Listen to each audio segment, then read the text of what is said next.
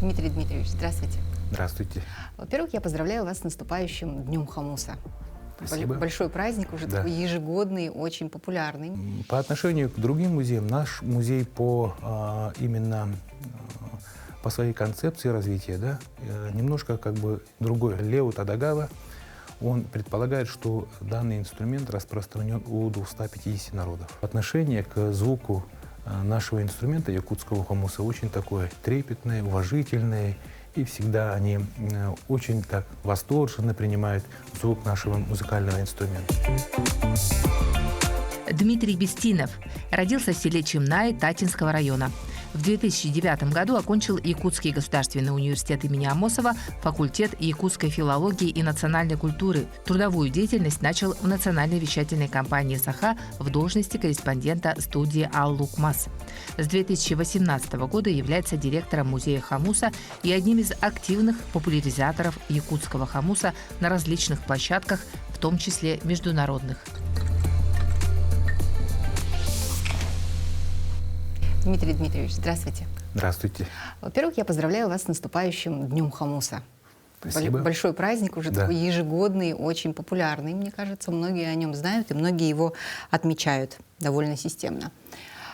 Скажите, пожалуйста, какие в этом году планируются мероприятия, посвященные этому празднику? В 2011 году это мероприятие был принят именно указом президента Республики Саха-Якутия Игорем Афанасьевичем Борисовым, да, и как один день хомуса. Но потом именно сам народ, население Республики Саха-Якутия, все хотели быть участниками этого большого события. И сегодня мы как бы празднуем это событие в течение, принимаем и объявляем это событие как декада Дня хомуса.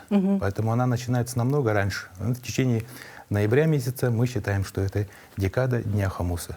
Но самое наивысшее торжество, торжественное мероприятие, оно происходит именно 30 ноября, день учреждения нашего музея и центра. И на основании этого праздника мы также подводим итоги года и приглашаем своих гостей, друзей из разных стран мира. Так, в этом году кто приезжает? В этом году у нас таким почетным гостем выступит из Индии Раджашекар Бимачар, который стал в 2022 году хомусистом-виртуозом мира. Вот все организационные вопросы уже решены, и мы уже 28-го ожидаем его прилета. И в течение недели он будет здесь.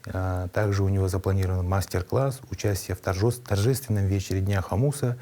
И также мы хотим поделиться не только гостями и жителями города Якутска его талантом, но также и хотим пригласить нашего Раджашекара в ближайший горный улус. И там организовать тоже концерт исполнителей на хомусе с участием также и Раджашекара. Да, у нас планируется выезд туда. А у них специфика, наверное, какая-то, да, тоже есть? У них очень такая сильная традиция, да, и вообще во всем мире есть такие сильные и стабильные, очень как бы крепкие традиции, которые они существуют даже, можно сказать, тысячелетиями. Это вот индийская школа исполнительства на хомусе, также и киргизская, австрийская, якутская. Вот такие школы, они есть по всему миру. Но они на сегодня как бы признаны именно стабильно развивающимися именно культурами, да?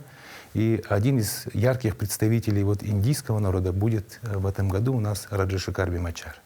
Здорово, здорово. А вообще этот праздник, он давно празднуется? Он празднуется с 2011 года. Как раз у нас в том году был организован Международный конгресс-фестиваль. Этот конгресс-фестиваль подарил нам очень много, можно сказать, именно в культурном плане и в международном культурном пространстве, так как мы в этом мероприятии именно организовали самый большой такой ансамбль хомусистов, в котором приняли участие 1344 человека одновременно. И в связи с этим событием мы попали в рекорд Гиннесса. Также и в этом году импульс этого мероприятия нам подарил именно выход хомуса в космос. Как раз Олег Кононенко в рамках этого торжества, этого праздника взял с собой в космический борт свой хомус. Это конечно же, не его личный, но нами подаренный хумус. Вы ему подарили, и теперь этот хумус у него и находится? Нет, этот хумус обратно возвратился в республику. Да, вернулся в республику Саха-Якутия, и она является именно одним из таких исключительных экспонатов нашего музея. По отношению к другим музеям, наш музей именно по своей концепции развития, да, немножко как бы другой, потому что и в названии этого музея она звучит по-другому, так как не только музей, но и международный центр. Музей и центр хумуса народов мира. И поэтому у нас еще одна функция — это не только популяризация национальных музыкальных инструментов, но и направление как бы в мир. Там же и международное культурное пространство. И это было заложено уже 35 лет тому назад. Вот в этом году как раз музей исполняется юбилей, 35-летие. И в 1990 году сначала наш музей был организован как конкретно музей, а уже годом позже его статус поменялся как международный центр хумусной музыки. И потом уже в течение этих лет она немножко как бы трансформировалась, и сейчас мы носим имя музей и центр хумуса народов мира. Народов мира. Что предполагает объединение народов мира вокруг вашего центра? Да, объединение вокруг нашего центра, объединение культур, именно идентичных культур. Ну, вообще, если посмотреть хумус, то хумус распространен у очень многих народов. Логично, потому что это один из древних инструментов. Может быть, самый древний. Ну, возможно, один из древних инструментов, так как в 2023 году, когда я выезжал в Монголию, там мне как бы довелось посмотреть один из древнейших музыкальных инструментов. Там у них в Государственном архиве в Монголии хранится древнехунский инструмент, музыкальный инструмент. Это, также и смычковый инструмент. Как раз по типологии подходит именно к варгану. И датировка этого инструмента примерно 2 или 3 тысячи лет тому назад. До нашей эры. У вас какой самый старый экземпляр? Ну, к сожалению, у нас как бы такого археологического анализа не проводилось по нашим инструментам, так как они были в основном подарены кем-то, или их происхождение, в основном как бы подарены, поэтому происхождение их непонятное было, нескольких этих инструментов. Возможно, как бы мы считаем, что это их начало 20 века. Это самые такие старинные предметы. Вот. А конкретно зафиксированный музыкальный инструмент есть у нас в музее археологии. Это нашли из погребения. Там она датируется 18 веком. Это железный хумус. А вообще, по свидетельствам, есть, посмотреть историю, есть в работах Второй Камчатской экспедиции, в работах конкретно Линдинау, что у якутов существовало в 17 веке также и деревянные хумусы. Это наподобие сегодняшних этих монгольских хумусов деревянных. Они очень похожи. Вот, и, когда я был в Монголии, вот этот костяной хумус, сохранность вообще была замечательная, отличная. И нам так как бы посчастливилось, и, возможно, и скорее всего, удача, мы смогли подержать, посмотреть, там, замеры сделать. И сейчас мы как бы занимаемся на данный момент именно реконструкцией этого инструмента. Это считается один из самых древних инструментов, но самый-самый древний инструмент, тоже костяной варган, по нашим свидетельствам, хранится в Государственном музее в Китае. В Китае? В Китае. Там порядка 20 единиц, они в одном месте были найдены. Ух, прям в Китае и найдены, да, в Китае. Принадлежит Китаю, да? Здорово. А вообще сколько разновидностей инструмента существует? Их какое-то немыслимое, по-моему, количество. Есть человек, который это посчитал? Да, конкретно именно посвятил свою жизнь один исследователь. Это для хумусистов довольно авторитетный человек, известный человек. Это Фредерик Крейн, американец. Он всю свою сознательную жизнь занимался именно исследованием этого инструмента. И по его подсчетам она была распространена около 200 народов. Потом сейчас данным вопросом также и наши международные коллеги занимаются, которые работают по части исследования истории этого инструмента. Это Лео Тадагава. Он предполагает, что данный инструмент распространен у 250 народов. Малоизученный пласт культуры. То есть потенциал большой. Да, потенциал очень большой, а распространен очень у многих народов. Поэтому мы, когда играем, когда выступаем на международных сценах, либо каких-то международных мероприятиях, мы находим людей именно по духу, ближе именно к этому инструменту. Мы находим через эти инструменты такие новые связи, новые культурные коллаборации и проекты. Ну тут еще вопрос же в том, что можно относиться к хомусу как к инструменту архаичному, Да. ну, который действительно связывает нас очень сильно с прошлым, с предками и так далее. А можно и с сегодняшнего дня относиться к нему как к современному инструменту. И, в общем-то, многие музыканты это делают, да, которые интегрируют хомусную игру в различные современные направления. Даже варганы какие-то, космический варган уже существует, из новых каких-то материалов и так далее, и так далее. Как вы к этому относитесь? Она вообще, естественно, она трансформируется из века в век, из года в год. Технологии обработки, технологии изготовления этого инструмента также не стоит в одном месте. Если как бы мы смотрим именно археологию, то изначально как бы фиксируются находки этих костяных варганов, потом уже деревянных варганов. А сейчас в основном как бы в международном очень распространен именно железный варган. Да? И я тоже смотрю и наблюдаю, что также и железный варган не стоит в одном месте по части изготовления. По новой технологии они делают, какие-то новые материалы они применяют. Вот. И, скорее всего, она не будет стоять в одном месте. Но дальше она будет также и развиваться, и будет частью частью нашей культуры, но и каких-то новых прорывов в музыкальной сфере, можно сказать. А вот какой самый интересный материал, неожиданный, из которого изготовлен варган, вы видели в последнее время? Может быть, видели, а может, слышали только, еще не видели?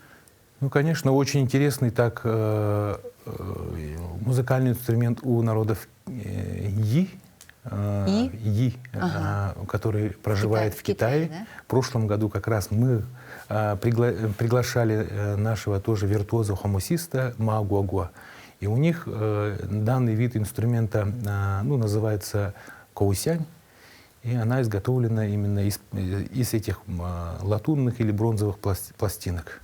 И очень тоже интересная музыка у них, также и очень древняя история этого инструмента. И звучание этого инструмента всегда как бы отличается со сцены, когда вот большой концерт. Вообще, если там посмотреть, то всегда и постоянно, можно сказать, даже и в этом году я сам наблюдал, что отношение к звуку нашего инструмента, якутского хомуса, очень такое трепетное, уважительное, и всегда они очень так восторженно принимают звук нашего музыкального инструмента. Вот буквально я неделю назад приехал с Японии. Это конгресс был, да, очередной? Там это у нас какой по счету конгресс? 10-й конгресс-фестиваль. По счету 10-й юбилейный конгресс-фестиваль проходил в Японии, на острове Хоккайдо, местности Аканко-Айно-Катан. Там в основном исторически проживали народ Айно. Айно. Они являются одним из древних жителей этих островов, Курильских островов, Сахалина. Но сейчас они относятся, какая-то часть этого народа относится именно к Японии. И вот этот конгресс как раз был организован ими в этом году на острове Хоккайдо. И да, у них тоже очень интересная культура, они тоже относятся именно к тем народам, у которых есть свой национальный музыкальный инструмент. У них этот бамбуковый инструмент называется муккури. Варган бамбуковый. Да, варган. И в течение октября, конца октября месяца, с 23 по 27 октября мы там работали, принимали участие в фестивале, но также и в научно-исследовательских работах. Вот. И в течение этих дней у нас, конечно, очень работа, конечно, очень так активно шла, познакомились с новыми культурами, обменялись опытом. Но одна из стран, которая принимала участие, ну, таких ранее не принимавших участие, это Перу было, Бразилия, они приехали принять участие. Оказывается, у них тоже есть свои музыкальные инструменты. А в общем счете приняли участие около 24 страны. Это рекордное количество. Да, это рекордное количество. Момент, да? На данный момент это рекордное количество. И в этом году общим решением членов правления Международного общества Варгана следующий конгресс будет в 2027 году в Киргизии. Киргизии. А к нам когда вернется? Мы уже там выступили насчет этого.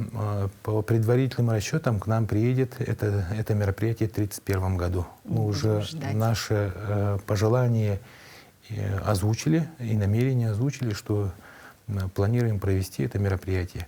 И как раз у нас в этом году, в 1931 году исполняется десятилетие, как раз срок проведения международного мероприятия «Хомусистов виртуоз мира». И совместно с этим мероприятием мы будем, планируем организовать. То есть это будет конгресс, объединенный с хомусистами, Да. Будут названы новые имена? Новые виртуозы. Новые виртуозы. Сейчас сколько виртуозов в мире? 27 человек. 27 человек. Из них, из Якутии, Из Якутии 9 человек. 9 человек. Давайте их назовем. Это выдающиеся исполнители всех времен, можно сказать. Да? В первом составе были Спиридон Спиридонович Шишигин, Федора Семеновна Гоголева и Петр Петрович Огатоев. А в втором составе у нас попали Ким Александрович Борисов, Альбина Михайловна Дегтярева и Ульяна Виссарионовна Кривошапкина. А в третьем конкурсе также и вышли 3 человека. Это Эркин Павлович Алексеев, Варвара Александровна Степанова Арчина и Нарьяна Николаевна Бочкарева Ренанта. Угу. Вот в таком составе вообще в истории музыки хомуса из Республики Саха-Якутия стали победителями эти 9 человек. Это здорово, это такое высокое звание. Да. И когда я наблюдал в Японии, специально для исполнителей стран и для виртуозов выделили специальное время, чтобы они давали концерты. Получасовые концерты они организовывали. А их концерты вообще отличались от других народов. Вообще, когда виртуоз выступает, там, конечно, публика вообще живая, интересная, зал полный. И их искусство, конечно, всегда завораживает. И не зря они стали виртуозами. Мы думаем, что очень нужный конкурс именно республика организовала. Да, это, мне кажется, здорово. И это же так здорово работает в поддержку популяризации. Да. То есть то, что мы видим, какой интерес сегодня у людей к хомусной игре, не просто с точки зрения послушать, а именно с точки зрения вовлечения, что я тоже могу, да, когда целыми семьями играют на хомусах. И когда это живое, сегодня, здесь и сейчас происходящее, это, конечно, неоценимо.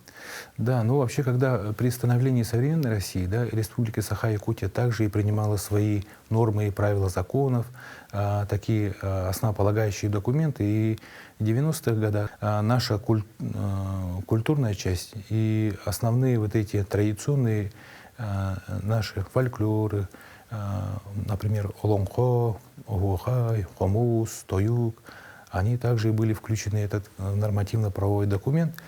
И что стало именно определяющим их развитие в дальнейшем. И в течение 3 десятков лет мы хомус, я конкретно буду именно отталкиваться от идеи хомуса, что хомус, она есть в наших нормативных документах республики, и поэтому на уровне государства, на уровне правительства нашей республики она и всегда поддерживается. И благодаря этому, скорее всего, у нас есть, мы считаемся сегодня единственным в мире государственным музеем и определяем лучших исполнителей, выдающих исполнителей мира. Мира, да. Да, мира. Но и также самое большое количество в составе членов в составе правления Международного общества Варгана. который определяет именно дальнейшее развитие хумуса во всем мире.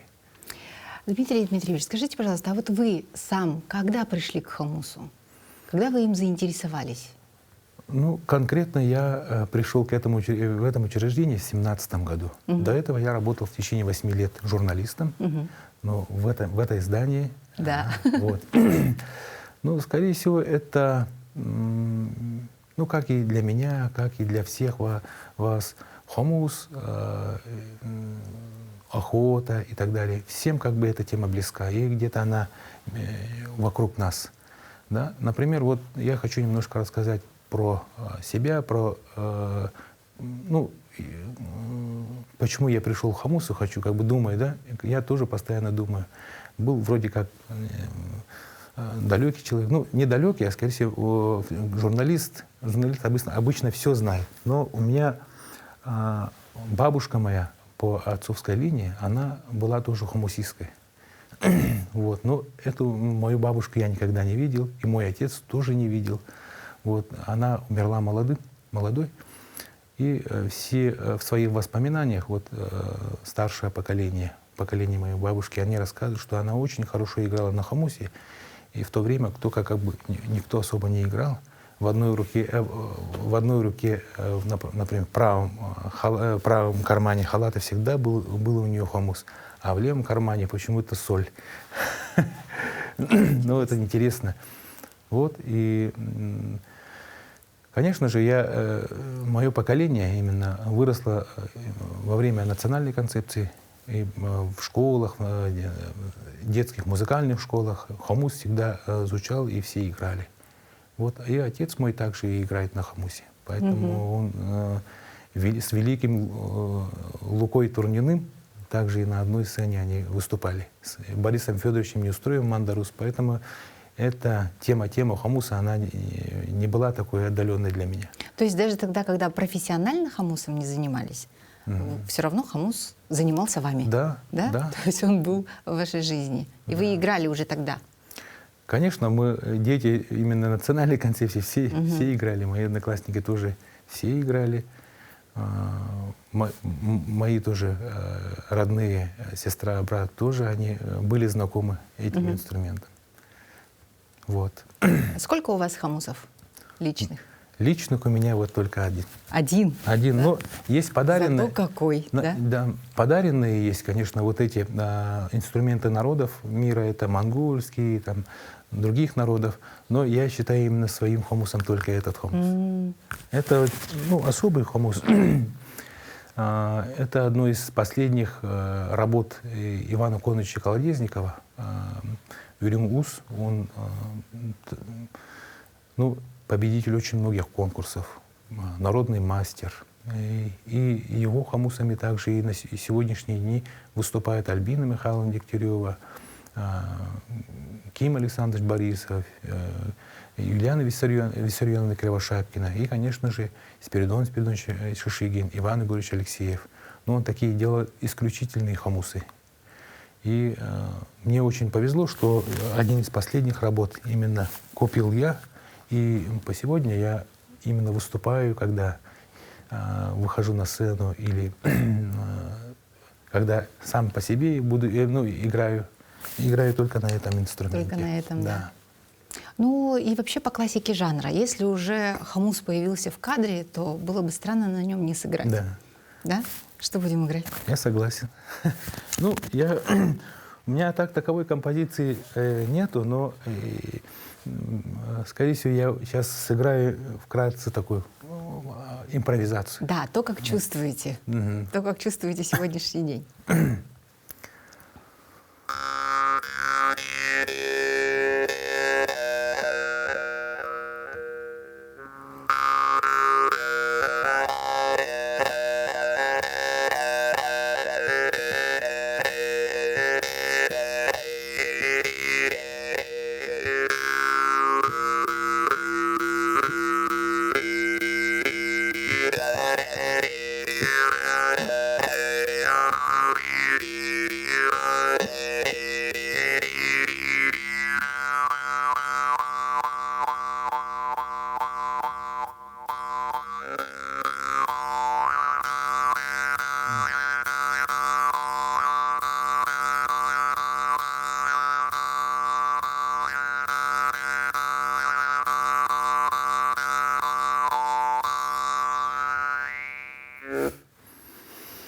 вкратце так.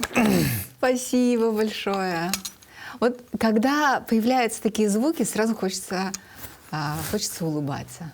Вот прям улыбаться даже не губами, не лицом. Хочется улыбаться печенью, я не знаю, вот душой? печенью, да, какой-то внутренней составляющей. Да. Мне кажется, в принципе, вот вы этими звуками сказали все, что хотели бы пожелать нашим телезрителям. Да. Но по классике жанра, да, все-таки давайте пожелаем на прощание нашим телезрителям то, что хочется пожелать. Ну, как мой наставник, президент Международного музея и центра хомуса народов мира Иван Егорович говорит, он всегда говорит, что именно хомус его по-якутски это хомус мин көтер кынатым. Хомус именно был крылом его полета. И я думаю, что для каждого жителя Республики Саха-Якутия этот хомус, ну, звук хомуса, наша культура также и была именно полетом к чему-то большему, хорошему. Да? И с помощью этого звука мы должны сохранить, распространить нашу культуру не только внутри нашей республики, но и за ее пределами. Здорово. Спасибо большое, что пришли. Я желаю вам и всем популяризаторам хомусной игры тоже большого полета. Спасибо. Взаимно.